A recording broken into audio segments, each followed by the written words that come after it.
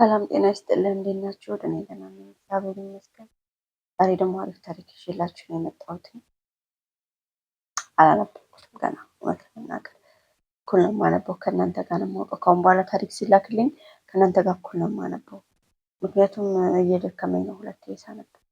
ስለዚህ ላንብብላችሁ። ሰላም ጤና ይስጥልን። ዛሬ የልቤን ስቃይና ያለፍኩትን የህይወት እሳት ላካፍላችሁ ብቅ ብያለሁ።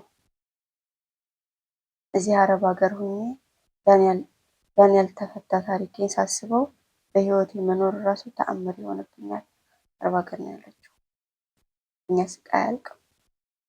ሁሉንም ነገር የጀመረው ከክፍለ ሀገር ወደ አዲስ አበባ በመጣሁበት ቀን ነበር። እንደ ማንኛውም የገጠር ልጅ የተሻለ ህይወት ፍለጋ ቤተሰቦችን ለመርዳት ነበር የመጣሁት። አዲስ አበባ ገብቼ በአንድ ካፌ ውስጥ ማስተናጋጅነት ተቀጠርኩ። በስራዬ ጎበዝና ትሁት ስለነበርኩ ሁሉም ይወደኝ ነበር። እዛው ካፌ ውስጥ ነው ህይወቴን የቀየረውን ያን ሰው የተዋወቅኩት። እሱ አቅም ያለው ለራሱ የሚሆን ነገር ያለው ሰው ነበር። ተዋወቅን፣ ተዋደድን። እኔም የዋህ ስለነበርኩ እውነተኛ ፍቅር መሰለኝና ተጋባን። ግን ደስታዬ ከደጃፍ አላለፈም። የጥላቻው መጀመሪያ ወደ ቤቱ ከገባሁበት ቀን ጀምሮ የባለቤቴ እናትና እህቶቹ እንደ ጠላት ነበር የሚያዩኝ። ከየት መጣሽ የደሃ ልጅ፣ ልጃችንን አትመጥኝም እያሉ ስም ያወጡልኝ ነበር። ንቀታቸው ልክ አልነበረውም። እኔ ግን በትዕግስት ሁሉንም ችዬ ቤቴን አከብራለሁ ብዬ ኖርኩ። ትልቁ መከራ የመጣው ግን በጸነስኩ ጊዜ ነበር። የባለቤቴ እናት የልጇን ልጅ በሆዴ ተሸክሜ እያለሁ በጭካኔ ልጄን እንዲወርድ አደረጉት። ያ ብቻ አልበቃቸውም። እኔና ባለቤቴ በፍቅር እንዳንኖር ሁሌም እንድንጣላ፣ እንድንናቃቅ የሚያለያይ መተት አደረጉብን። የመከራው መጨረሻ ባለቤቴ በድንገት ተለወጠብኝ። የሚወደኝ ሰው ሊያየኝ ጠላኝ። ቤት ሲገባ እንደ እሳት ፈጀው ጀመር። ሁሌ ጩኸት፣ ሁሌ ጠብ፣ ሁሌ መጨረሻ ህይወቴ ተመሰቃቀለ።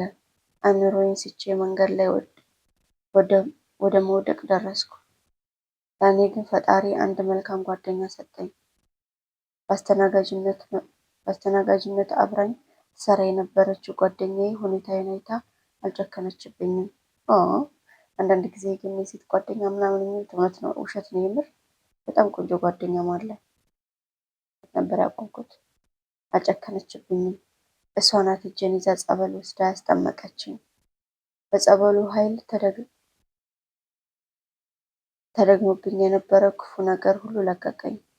እርግጠኛ ነኝ ከዛ ከሄደች በኋላ ነው እንደተደገመባት ያወቀችው። ካገገምኩ በኋላ ግን ወደዛ መርዛማ ቤት መመለስ አልፈለኩም። ባለቤቴንና ያሰቃዩኝን ቤተሰቦቼን ትቼ ራሴን ለመቀየር እና ካለሁበት የስነ ልቦና ስቃይ ለመውጣት ቆርጬ ተነሳሁ። ዛሬ ይኸው አረብ ሀገር ሆኜ እየሰራሁ ነው። ምንም እንኳ ስደት ከባድ ቢሆንም ካለፍኩበት የጥንቆላና የጥላቻ ህይወት ግን ይሻለኛል። ስታሳዝን ማርያም።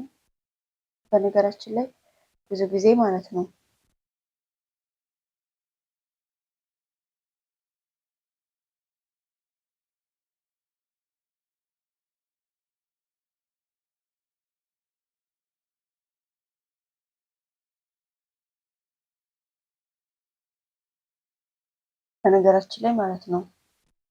ብዙ ጊዜ የባል ቤተሰቦች መጥፎ ናቸው ምናምን ይባላል። ግን አንዳንዴ ደግሞ በጣም መስመር አልፈው ይሄዳሉ፣ መሄድ የሌለባቸው ጥግ ድረስ። ማለት አሁን ልጇን ማስወረድ ብዙ ነው የጻፈችልኝ። ግን እኔ ዋናው ፍሬ ሀሳቡ አረብ ሀገር ከሄደች አሁን እንግዲህ አረብ ሀገር ደግሞ የሚገጥማትን እግዚአብሔር ያውቀው። ግን እንደ ሀሳብ ሁላችንም የሆነ ቀን የወንድም ሚስት እንሆናለን።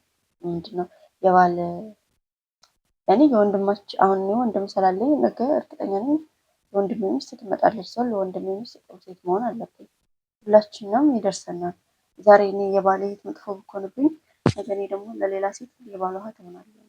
ስለዚህ ሁላችንም የቻልነውን ብናደርግ መጥፎ ሰው አይኖርም ለማለት ያክል ነው። እና በአረብ ሀገር ከመጣች ህይወትሽን ትቀይሪያለሽ።